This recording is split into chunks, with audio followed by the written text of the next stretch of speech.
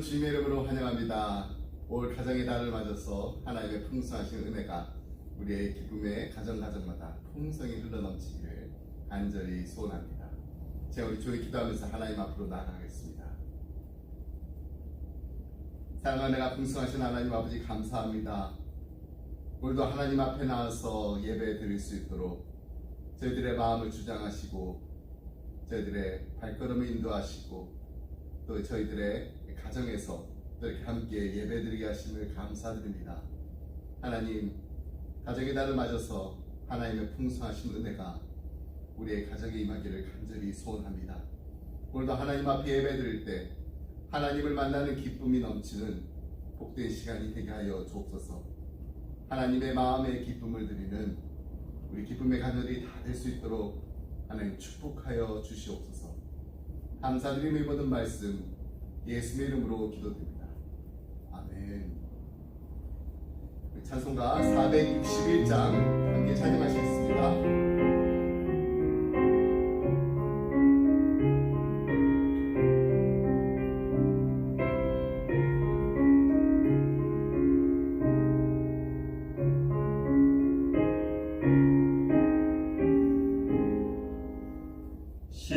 십자가를 질 수 있나 주가 물어보실 때 죽기까지 따르오리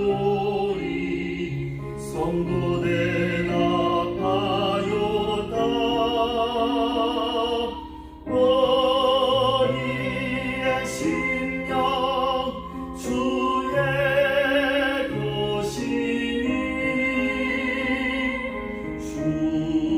주님의 형상 만드소서. 주인도 따라 살아갈 동안 사랑과 충성을 바치오리다.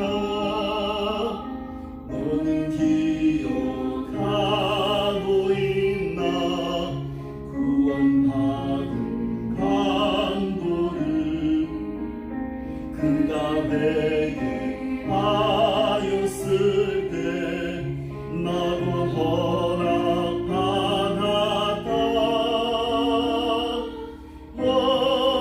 우리의 심령 주의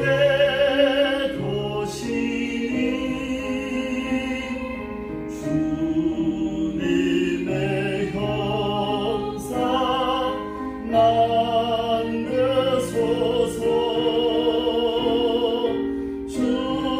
주인도 따라 살아갈 동안 사랑과 충성을 바치오리다.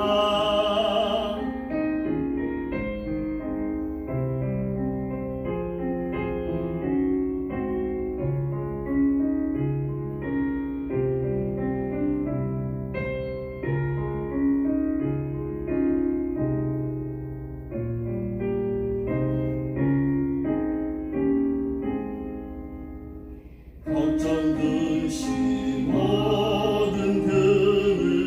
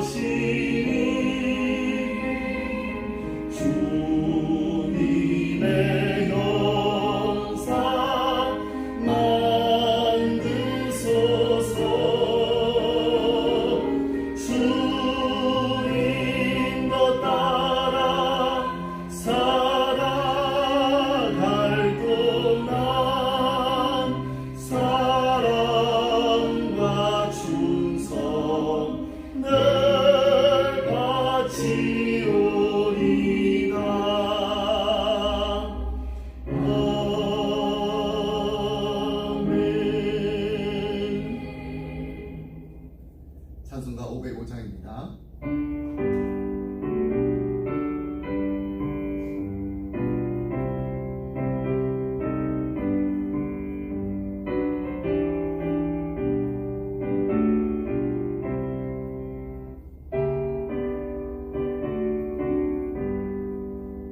온 세상 위하여 나 복음 전하리 만 백성 모두 나와서 주 말씀 들으라 죄 중에 빠져서 헤매는 자들아 주님의 음성 듣고서 너 구원 받으라 전하고 기도해 내 증인 되리라 세상 모든 사람 다 듣고 그 사랑 알도록 온 세상 위하여 이 복음 전하리 저 죄인 회개하고서 주 예수 믿으라 이 세상 구하려 주 돌아가신 것 나 증거하지 않으면 그 사랑 모르리 전하고 기도해 내 증인 되리라 세상 모든 사람 다 듣고 그 사랑 알도록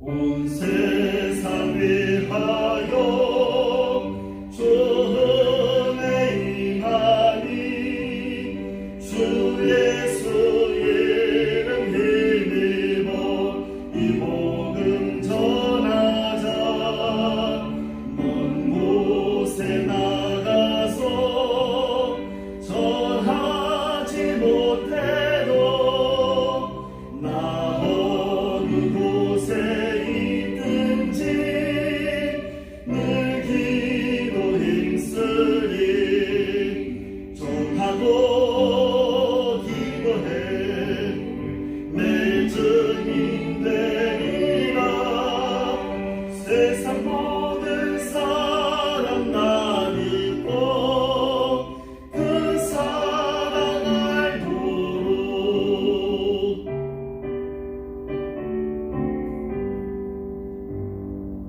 아멘. 오늘 함께 나누신 말씀은 사도행전 8장 1절로 8절 말씀입니다. 사도행전 8장 1절로 8절 말씀 우리 함께 교독하겠습니다. 사울은 그가 죽임당함을 마땅히 여기더라. 그날에 예루살렘에 있는 교회에 큰 박해가 있어 사도회에는 다 유대와 사마리아 모든 땅으로 흩어지니라. 경건한 사람들이 스데반을 장사하고 위하여 크게 울더라. 사울이 교회를 잡멸할세 각 집에 들어가 남녀를 끌어다가 옥에 넘기니라. 그 흩어진 사람들이 두루다니며 복음의 말씀을 전할세. 빌립이 사마리아 성에 내려가 그리스도를 백성에게 전파하니 무리가 빌립의 말도 듣고 행하는 표적도 보고 한 마음으로 그가 하는 말을 따르더라. 많은 사람에게 붙었던 더러운 귀신들이 크게 소리를 지르며 나가고 또 많은 중풍병자와 못 걷는 사람이 나으니 그 성에 큰 기쁨이 있더라. 아멘. 개신교 역사상 가장 큰 영향을 끼쳤던 사람 중에 조지 휘필드가 있습니다. 그는 18세기 미국의 영적 대각성 운동을 일으켰습니다. 그의 영향력이 얼마나 컸던지 그의 설교로 은혜 받았던 사람 중에 우리나라에 복음을 전한 언더우드 선교사님도 계십니다. 조지 휘필드는 이 복음을 접하고 나서 거의 30년 동안 일주일에 40시간씩 말씀을 전했다고 합니다. 이는 거의 살인적인 일정입니다. 어느 날 그는 이 보스턴에서 큰 집회를 마치고 말을 타고서 이제 돌아가던 중에 엑세터라는 이 작은 그 마을에서 숙박을 하게 되었습니다. 근데 그 마을 사람들이 그를 알아보고 설교를 해달라고 요청을 합니다. 그래서 들판에서 임시 강단이 세워지고 갑자기 하루 만에 집회가 열렸습니다. 그때 그는 무지 지쳐 있었습니다. 그가 강단에 올라가는 그 모습이 얼마나 지쳐 보였던지 그를 보고 한 노인이 이렇게 말했다고 합니다. 목사님, 지금 설교를 하시는 것보다 침대에 가서 쉬시는 것이 더 좋겠습니다. 그러나 그는 임시 강단에 올라가서 무릎을 꿇고 이렇게 기도했습니다. 예수님, 저는 비록 몸이 지쳤지만 복음을 전하고 싶습니다. 오늘이 제 마지막이 된다고 하더라도 복음을 전하고 싶으니 하나님 아버지 제게 마지막 힘을 주옵소서. 그리고 그는 그 들판에서 불을 토하듯 설교를 했습니다. 마이크가 없으니 얼마나 소리를 높였겠습니까? 그날 그곳에 대부흥이 일어났습니다. 수많은 믿지 않는 자들이 예수님께 나오고 믿는 자들이 회개하는 큰 성령의 역사가 일어났습니다. 그날가 전한 메시지는 그의 평생을 통해 증거했던 말씀 중에서 가장 감동적인 설교 중 하나였다라고 평가되고 있습니다. 그 다음 날은 주일이었습니다. 사람들이 아침 일찍 일어나서 그를 찾아갔습니다. 근데 그는 이미 잠을 자다가 평안히 주님의 부름을 받고 천국으로 떠난 뒤였습니다. 그의 나이가 56세였습니다. 56세는 저보다 4살 많은 나이입니다. 오래 사는 사람에 비하면 조금 빨리 갔고 일찍 떠나는 사람에 비해서는 오래 살았다고 할 수 있습니다. 생전에 그가 남긴 유명한 말이 있는데요. 늘 하나님 앞에서 기도하면서 다짐했던 말입니다. 녹이 슬어서 없어지느니 차라리 닳아서 없어지겠노라. I'd rather wear out than rust. 바로 이것이 복음을 알고 믿는 자들이 갖고 있는 삶의 태도입니다. 녹이 슬어서 없어지느니 차라리 닳아서 없어지겠노라. 이처럼 자기를 돌아보지 않고 너무 많이 사용해서 닳아 없어지는 쇠 망치와도 같은 인생을 살기 원했던 수많은 사람들의 이야기가 바로 이 사도행전에 담겨져 있습니다.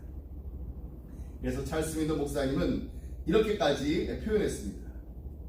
교회사를 추적하는 일은 상처 입은 사슴을 뒤쫓아 간 내린 눈밭을 지나는 것과 같다. 예루살렘의 사내들인으로부터 로마의 네로에 이르기까지 빗자국이 쭉 이어져 있다. 지난주에 우리는 스데반의 순교를 목격했습니다. 주여 이 죄를 그들에게 돌리지 마옵소서. 이렇게 기도하면서 그의 마지막 말은 이 돌무더기에 파묻혀 쓰러졌습니다. 교회는 훌륭한 집사를 잃었고 성도들은 사랑하는 형제를 잃었으며 천국은 진정한 영웅을 영접했습니다.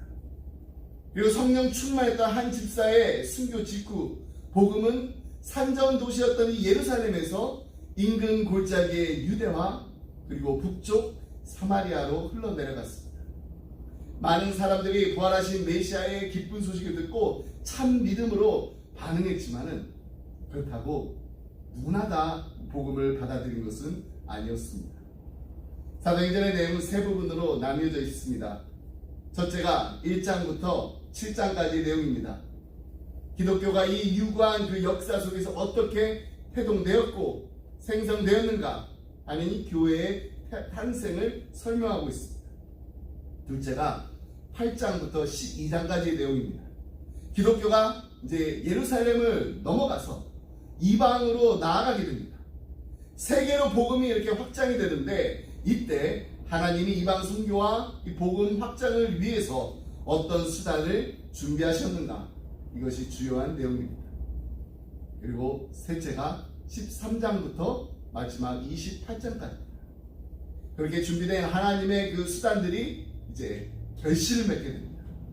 복음이 격렬한 그 역사의 현장 속에서 어떻게 열매를 맺었는가 아주 생생하게 증언되어 있습니다. 오늘 우리가 함께 읽은 8장으로부터 시작해서 이 기독교인들에 대한 이 핍박이 본격화되고 있음을 보여줍니다. 그 기폭제가 되는 것이 바로 스데반의 죽음입니다. 1절 말씀을 함께 보겠습니다.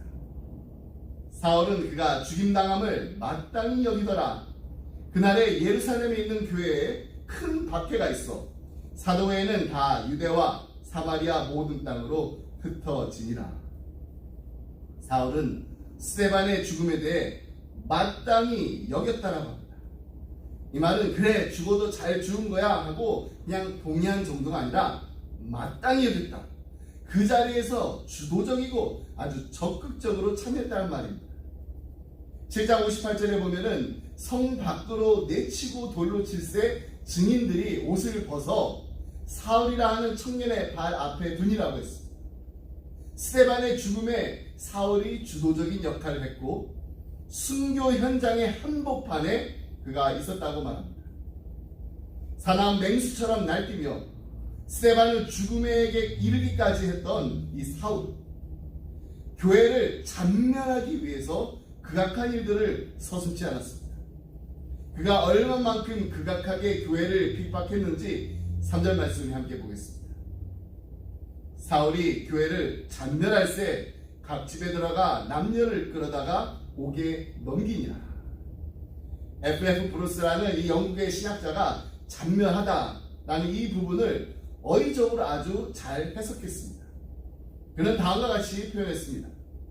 산 멧돼지가 포도밭에 이렇게 뛰어 들어가서 잘 연글은 또는 연글기 시작한 포도를 짓밟아 으깨어 부수다. 지금 사울이 교회를 잔멸하려고 기승을 부리고 있는 장면이 바로 그와 같다라는 것입니다. 다소의 사울은 오늘 우리에게는 사도 바울로 더 잘 알려져 있습니다. 그러나 이야기의 시점에서 그는 그리스도인들의 대학살을 기획한 사람이었습니다. 아돌프 아히만이 1930년대에 독일의 그 유대인들에게 그랬던 것과 같습니다. 사울은 종교적 열정에 이끌려 예수님의 추종 세력을 완전히 뿌리 뽑기로 작정했던 것입니다. 다시 정리해보면은 사울이 교회를 짓밟아 으깨어 부수기 위해서 각 집에 들어가 예수 그리스도를 구주라 고백하고 교회의 멤버십을 갖기 시작한 초대교회 성도들을 잡아서 옥에 가두기 시작했다는 것입니다. 1절에서 큰 박해가 났다고 했습니다. 3절에는 교회를 잔멸하기 위한 이 사울의 기세 등등한 그 모습이 아주 살벌하게 기록되어 있습니다. 그런데 그 중간에 있는 2절 말씀을 보면은 스데반을 장사하는 내용이 잠깐 언급되어 있습니다. 경건한 사람들이 스데반을 장사하고 위하여 크게 울더라. 레위기 등 이 유대법에 의하면은 돌로 쳐서 죽이는 그 처형은 아주 극악한 몇 가지 죄를 저지른 경우로 제한되어 있습니다. 그 중에 가장 대표되는 것은 하나님을 불경스럽거나 하나님을 모독한 죄를 지은 그 자들에게 내리는 벌이 바로 이렇게 돌을 쳐서 죽이는 것입니다. 더불어 이러한 죄를 지은 자에게 동조를 하거나 또 죽임을 당한 뒤에 장사를 지내거나 우는 행위 또한 하나님을 거역하는 동일 범죄로 여겼습니다. 그러므로 돌에 맞아서 죽은 이 스데반을 장사 지내고 그를 위해서 크게 운다라는 것은 당시의 유대사에서는 매우 위험한 일이었습니다. 여기서 크게 울다의 그 크게로 번역된 그 헬라어 역시 1절에서 큰 박해에 사용된 메가스란 단어입니다. 그리고 울다로 번역된 헬라어 코페토스는 본래 이 가슴을 이렇게 치는 동작을 나타내는 단어입니다. 그러면 경건한 사람들은 스데반의 그 죽음을 보고 죄인의 죽음을 위해서는 곡을 해서는 안 된다라는 관습을 무시한 채 가슴을 치면서 공개적으로 대선 통곡을 했다라는 것입니다. 그로 인해 어떤 불이익을 당해도 전혀 개의치 않겠다라는 뜻이었습니다. 이러한 이 사회적 분위기 속에서 예수 그리스도를 주로 고백한 자들에 대한 큰 핍박이 났다라는 기사와 사울이 교회를 잔멸할 새 각 집에 들어가 남녀를 끌어다가 옥에 가두었다, 이 핍박에 관련된 그 기술 사이에 사도행전의 저자인 그 누가가 스데반을 장사 지낸 그 이야기를 삽입한 이유는 한 가지일 것입니다. 눈앞에 다가온 핍박과 갖가지 고난이 있음에도 불구하고 예수 그리스도를 주로 고백하는 이 초대 교인들의 그 신앙이 얼마나 견고했는지, 확고했는지를 역설적으로 설명하고자 했던 것입니다. 예수님의 부활을 외치던 스데반, 그 스데반이 돌에 맞아 죽었습니다. 그것도 모자라 박해자들은 마치 멧돼지가 포도밭을 쑥대밭으로 만들듯이 그리스도인들에 대한 그 대박해를 시작했습니다. 그리스도인이라면은 남녀를 불문하고 무조건 투옥했습니다. 이처럼 무시무시한 메가톤급 이 박해를 피해서 이제 교인들이 예루살렘을 떠나 각처로 흩어지기 시작했습니다. 대박해를 피해 예루살렘을 떠나서 사방으로 흩어진 사람들 한번 생각해 보세요. 일반적으로 참된 신앙은 박해를 두려워하지 않는 것으로 간주됩니다. 박해의 자리를 떠난다는 것은 신앙의 배신인 것처럼 여겨지는 것입니다. 물론 그럴 수도 있습니다. 하지만 반드시 그런 것은 아닙니다. 오늘 본문 속에서 이 흩어진 그 사람들이 어디로 흩어져 무엇을 했느냐가 아주 중요합니다. 1절 말씀을 다시 한번 보겠습니다. 사울은 그가 죽임당함을 마땅히 여기더라. 그날에 예루살렘에 있는 교회에 큰 박해가 있어 사도 외에는 다 유대와 사마리아 모든 땅으로 흩어지니라. 사도 외에 다 흩어졌다라는 것은 12명의 사도를 제외한 나머지 교인들 전원이 다 흩어졌다라는 말이 아니라 대부분의 교인들이 흩어졌다라는 의미일 것입니다. 그들은 유대와 사마리아의 모든 지역으로 흩어졌습니다. 그리고 그들이 흩어진 그 곳에서 무엇을 했는지 본문 4절이 밝혀주고 있습니다. 그 흩어진 사람들이 두루 다니며 복음의 말씀을 전할세. 그들은 단순히 박해를 피해서 도망한 것이 아닙니다. 아니면은 새로운 어떤 비즈니스를 하기 위해서 예루살렘을 떠난 사람들이 아니었습니다. 그들은 예루살렘을 넘어 유대와 사마리아 지역으로 흩어지면서 그들의 발길이 닿는 곳곳마다 예수님의 증인이 되었습니다. 결과적으로 그들은 예루살렘을 넘어 온 유대와 사마리아로 향해야 한다는 예수님의 명령을 상기하고 그 명령에 순종한 첫 번째 그리스도인들이 되었던 것입니다. 여러분, 초대교회에서 이 복음의 말씀을 두루 다니며 전한 자들이 누구였나요? 바로 이 흩어진 사람들이었습니다. 사도들도 전했습니다. 하지만 이제 흩어진 이 평신도 그룹입니다. 오늘 본문 말씀에 보면은 그 중에 한 사람이 등장합니다. 바로 빌립입니다. 5절로 우리 7절 말씀 함께 보겠습니다. 빌립이 사마리아 성에 내려가 그리스도를 백성에게 전파하니 무리가 빌립의 말도 듣고 행하는 표적도 보고 한 마음으로 그가 하는 말을 따르더라.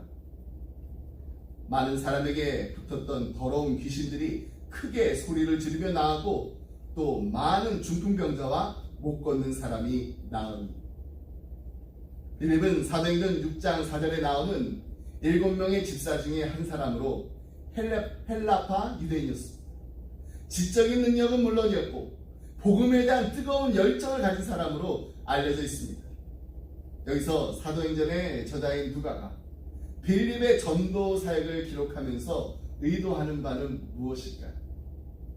빌립이 정말 이와 같은 대단한 일을 했다. 많은 사람들에게 붙었던 더러운 귀신들이 크게 소리를 지르며 나갔고 또 많은 중풍병자 못 걷는 사람들이 나았다.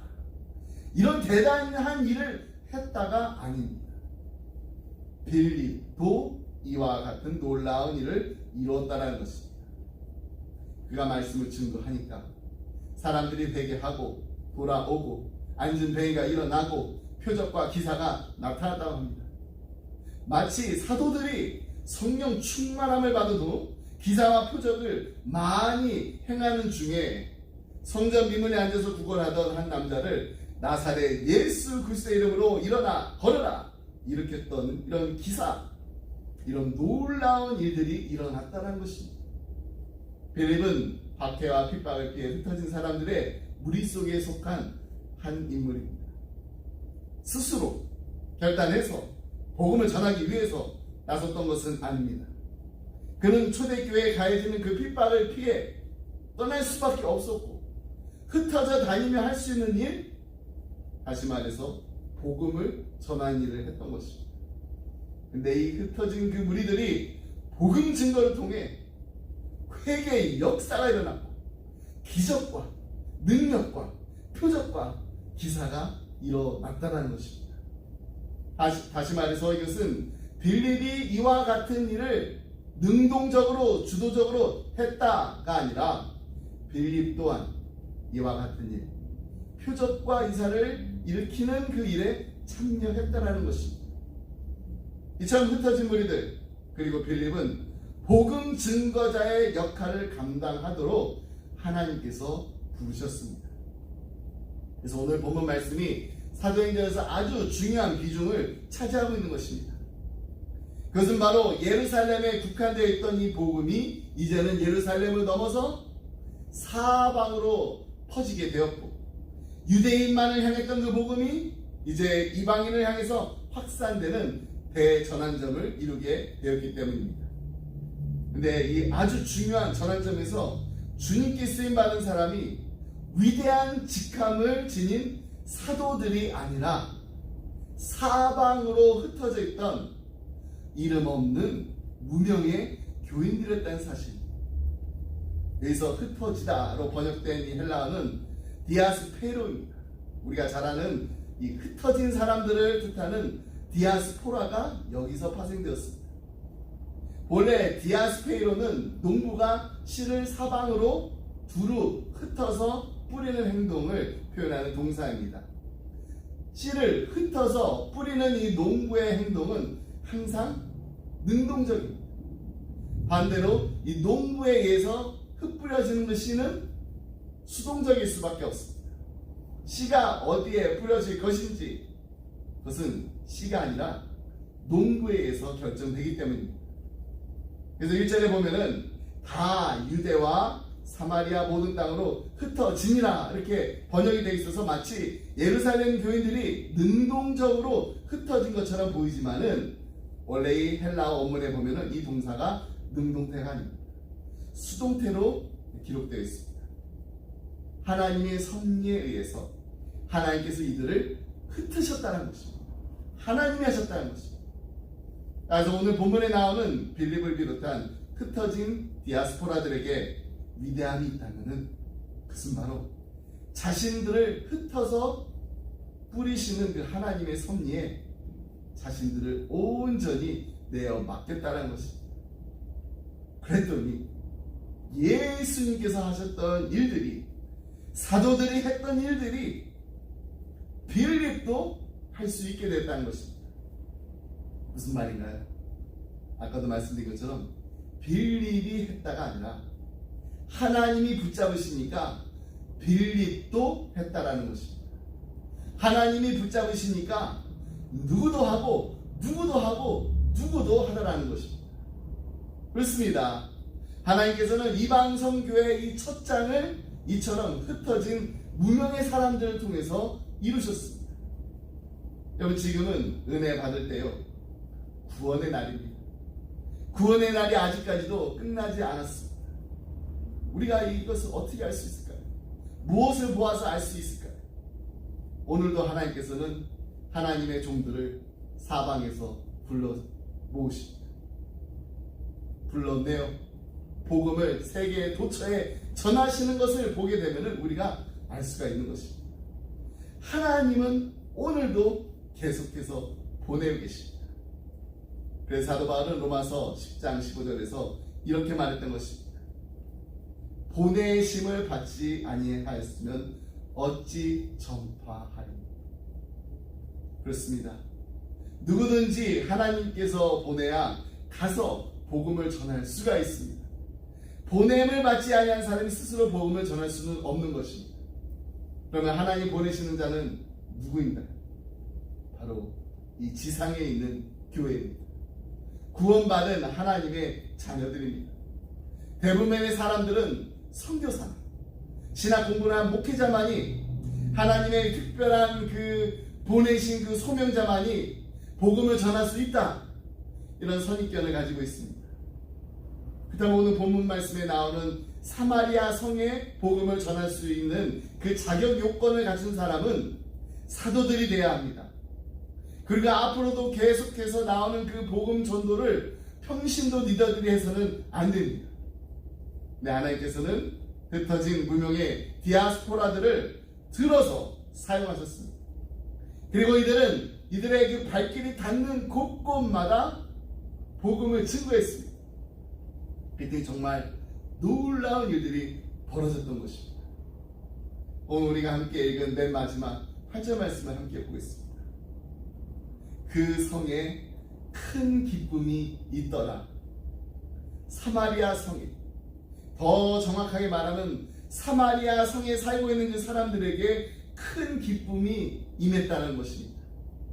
이들이 영육간에 구원을 받았습니다. 새 생명을 얻게 되었습니다. 그리스도 안에서 새로운 삶을 시작하게 되면서 큰 기쁨이 온 성 안을 가득 채웠습니다. 이것이 바로 복음의 역사, 기독교의 역사, 하나님의 주권적인 역사입니다. 큰 핍박으로 시작된 이 사건, 어떻게 끝나게 됐나요? 큰 기쁨으로 끝나게 되었습니다.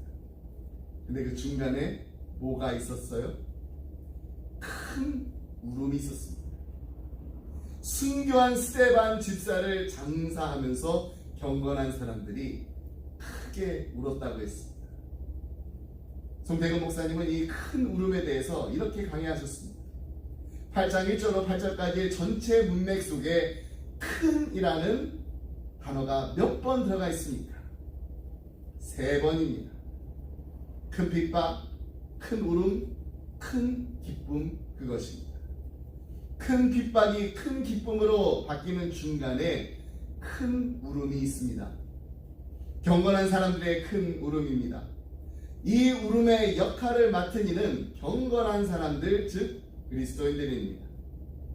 여기에 우리의 삶에 비밀이 있습니다. 하나님은 이 울음의 역할을, 애곡의 역할을 그리스도인인 우리에게 맡기셨습니다. 고단한 삶의 문제, 환난, 어려움들, 하나님 왜 하필 저입니까? 하고 싶은 현장이 있습니다. 통곡 외에는 할 것이 없는 현장입니다. 절규와 한숨밖에 할 수 없는 현장입니다. 그런데 그 역할을 하나님이 우리에게 맡기셨다는 말입니다. 큰 환난의 바람을 폭풍같이 불게 하시고 그 애국의 역사를 우리에게 맡기신다는 것입니다. 그러면 우리 그리스도인들이 부름받은 삶의 목적이 무엇입니까? 사도 바울이 마지막 유언 같은 글에다가 자기의 지난 한평생을 돌아보면서 내 지난 한평생은 관제와 같았다고 했습니다. 관제란 재물이 반드시 드려져야 되는 제사를 이르는 말입니다. 바울은 밥 세 끼를 위해서 살았던 인생이 아니라 하나님이 허락하신 인생이라는 제단에 드려진 재물이 되는 삶을 살았다라고 고백하고 있습니다. 적어도 나를 위해서 사는 삶이 아니라 삶이 아니었다라는 말입니다. 이것이 바로 우리가 교회가 하나님 앞에 부름받은 이 땅을 큰 기쁨으로 만들기 위한 거룩한 제단에 부름받는 삶의 소명이고 목적인 것입니다. 여러분, 하나님은 지금도 교회를 보내고 계십니다. 그리고 그 교회 안에 우리가 포함되어 있습니다. 베드로전서 2장 9절에서 베드로 사도는 우리를 어두움에서 구원해 주신 예수 그리스도의 아름다운 덕을 모든 사람에게 전하기 위해서 주님이 우리를 왕같은 제사장으로 부르셨다고 했습니다. 우리는 복음을 전하기 위해서 부름받은 왕같은 제사장들입니다. 우리는 다 제사장입니다. 제사장은 하나님과 죄인을 화목시키는 자입니다. 우리 모두는 전도를 해서 세상을 하나님과 화목시켜야 하는 제사장적인 사명을 가지고 있습니다. 이런 의미에서 우리 모두의 마음속에 보냄받은 자로서의 열정이 불꽃처럼 타오를 수 있는 우리 모두가 되기를 간절히 소원합니다.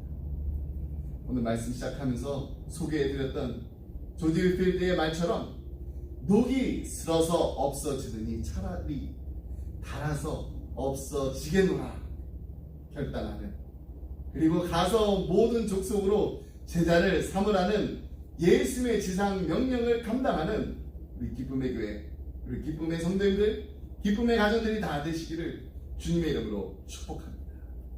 기도하겠습니다.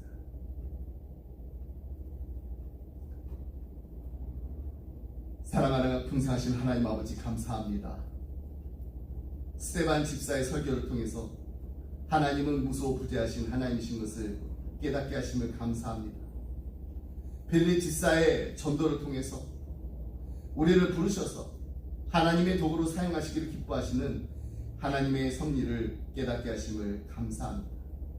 하나님, 인생을 살다 보면은 왜 이런 일들이 일어나는지, 왜 이처럼 감당하기 어려운 큰 고난과 역경이 우리에게 닥치는지 다 이해할 수는 없지만 이 모든 일들이 다 하나님의 섭리 가운데 이루어지게 된 것임을 잊지 말고 기억하게 하여 주옵소서. 하나님의 뜻이 무엇인지, 하나님께서 원하시는 것이 무엇인지를 쉬지 않고 기도하면서 하나님의 뜻을 찾아가며 하나님이 하시는 일에 동참하는, 내가 주도하는 인생이 아니라 하나님이 주도하시고 하나님이 이끄시는 인생을 살게 하여 주옵소서. 하나님, 우리 자녀들을 축복하여 주옵소서. 하나님, 이들과 날마다 함께하여 주시옵소서. 주님과 동행하는 기쁨이 무엇인지를 우리 사랑하는 자녀들이 알게 하여 주옵소서. 이들의 예수님의 산증인으로서 그리스도의 복음과 사랑을 전하며 이 땅을 살게 하여 주옵소서. 그래서 이들이 머무는 자리마다 큰 기쁨이 넘치게 하여 주옵소서. 이 모든 말씀 우리 살아신 예수 그리스도 이름으로 기도드립니다. 아멘. 자, 우리 다같이 우리는 모두 다 주님의 증인을 함께 부르겠습니다. 초대교회에 큰 박해가 있었을 때 핍박을 피해서 이 성도들이 흩어진 것 같았지만은 이 모든 일들이 다 하나님의 섭리 가운데 이루어진 일이라는 것을 오늘 말씀을 통해서 깨닫게 됩니다. 하나님께서는 먼 고국 한국 땅에서 우리를 미국으로 보내셨습니다. 그리고 또 그 많은 그 주들과 도시들 가운데 우리를 텍사스, 휴스턴으로 불러모아 주셨습니다. 그렇다면 이 땅 휴스턴이 바로 하나님께서 우리에게 허락하신 선교지입니다. 그리스도의 복음과 사랑을 전하고 나누라고 휴스턴으로 보내주셨는데, 그렇다면은 우리 기쁨의 교회와 기쁨의 가정들의 그 헌신과 섬김을 통해서 휴스턴이 큰 기쁨으로 가득 차게 된다면은 하나님이 얼마나 기뻐하실까요? 우리도 빌립 집사처럼 우리가 머무는 자리에서 전도자로서 복음 증거에 힘쓸 때 하나님의 놀라운 구원의 그 역사를 보게 해달라고 제가 그 큰절한 마음으로 기도하는 마음으로 이 찬양을 부르도록 하겠습니다. 함께 박수치면서 부르겠습니다. 우리는 모두 다 주님의 증인,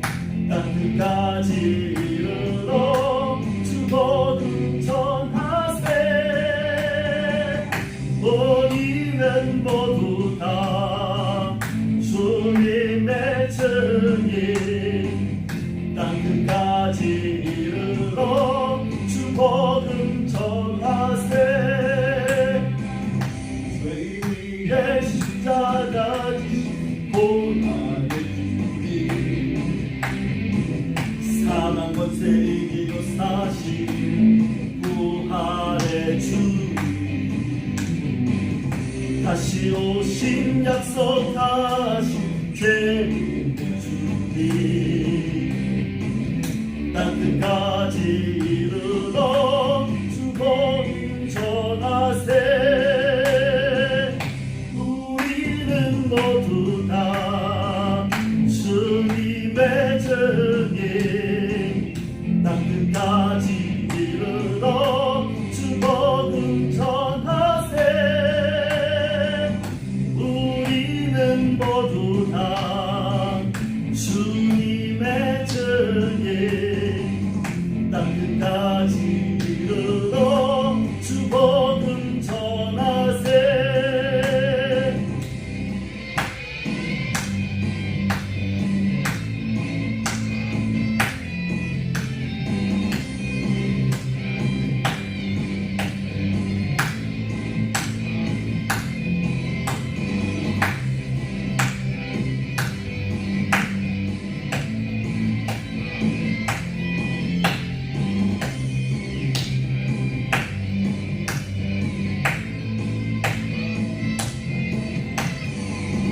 죄인 위해 십자가 지신 고난의 주님 사망 권세 이기고 사신 부활의 주님 다시 오신 약속하신 죄인의 주님 땅끝까지 이르러 주님 전하세 모두 다 주님의 증인 땅끝까지 이르러 주복음 전하세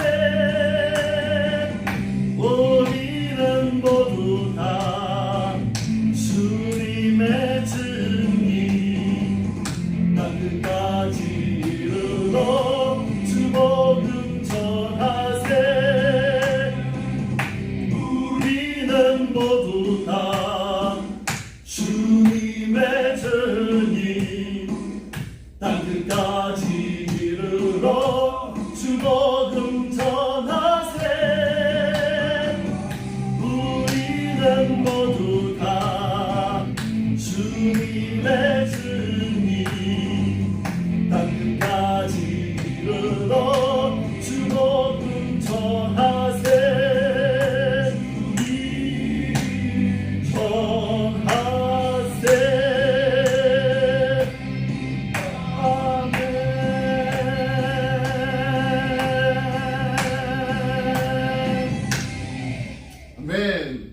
기도하겠습니다. 이제는 주 예수 그리스도의 은혜와 하나님 아버지의 그 크신 사랑과 성령님의 감동 감화 교통하심이 하나님 온 마음을 다하여 전심을 다하여 온 힘을 다하여 예수님을 전하기 원합니다. 예수 그리스도의 복음과 사랑을 전하며 나누는 일에 우리의 삶을 드리기 원합니다. 하나님, 이 땅을 살아가면서 예수님의 산 증인으로 살게 하여 주옵소서. 휴스턴에 아직 예수님 알지 못하고 만나지 못한 사람들에게 주님의 복음과 사랑을 전하며 이들이 주께로 돌아오는 일에 저희들을 하나님의 도구로 사용하여 주옵소서. 간절한 마음으로 기도하며 이 자리를 떠나는 사랑하는 성도들과 가정과 생업을 주님의 몸된 교회를 위해 지금부터 영원토록 함께 하시길 간절히 축원하옵나이다. 아멘.